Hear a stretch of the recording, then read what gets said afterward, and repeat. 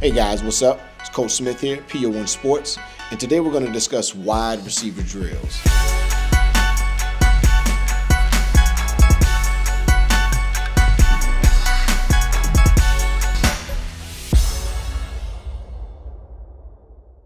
Now, any successful strength and conditioning program's main goals are to enhance athletic performance and prevent injuries. The training athletes basically is all about two major things: improving mobility in all planes of motion and increasing their strength levels. Do your athletes have the mobility to place themselves into a proper stance for their position, and are they strong enough to explode out of that stance aggressively?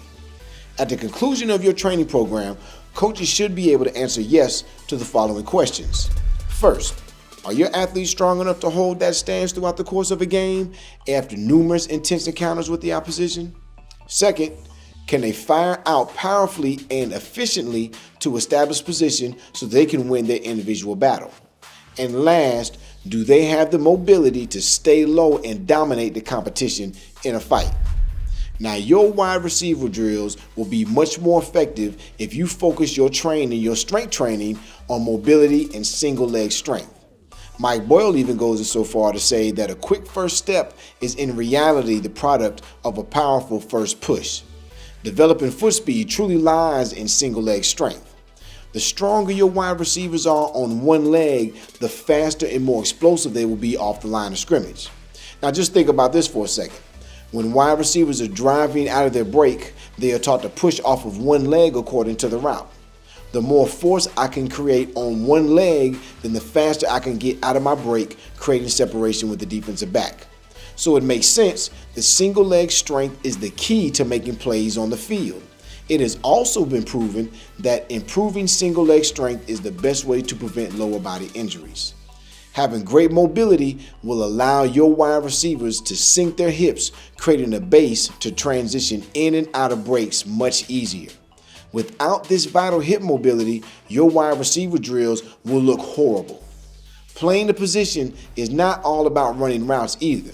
There's no possible way that your guys will be able to effectively start block without having the ability to position their hips low enough to establish a foundation to hold ground while engaged in contact.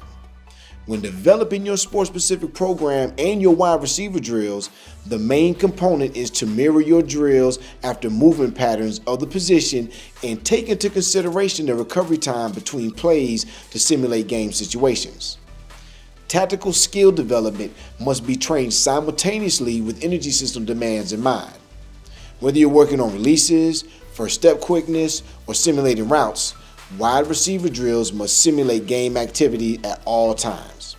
The sole purpose of position-specific drills is to enhance game performance by increasing the athlete's skill level. Honestly, there are hundreds of different ways to increase your athlete's skillfulness, but one common theme that all your drills must have is the deceleration component. Being able to transition smoothly yet aggressively from accelerating to decelerating is the key to being agile and moving in multiple directions. Wide receivers that can decelerate the fastest before changing directions will create more space in and out of breaks and experience the most success on the field. Now, regardless of the athlete's top end speed, having the ability to stop and change direction quickly will have the biggest impact on their performance. The fastest athletes know how to change directions quickly while maintaining speed. When performing wide receiver drills, remember now there are a couple of key techniques that must be reinforced with each movement pattern. Just like any agility enhancement program, all of these drills must be performed with 100% intensity. The only way to get faster is performing drills at full speed. Wide receivers must learn how to control their bodies while giving full effort. Now, your wide receivers can either start in a wide receiver stance, weight on the balls of their feet, shoulders over top of their toes, back flat and chest up, or you can just have them start in a sound athletic stance, feet slightly shoulder width apart, weight on the balls of their feet again with the same upper body position. There are a couple of coaching cues to be considered when first implementing these drills. First, have the athletes sink their hips while keeping their shoulders over top of their toes when cutting in and out of breaks. This will allow the athlete to establish a base and control their body when decelerating in and out of cuts. Never allow them to drop their hands when decelerating, and force them to constantly work their hands in all portions of the drill.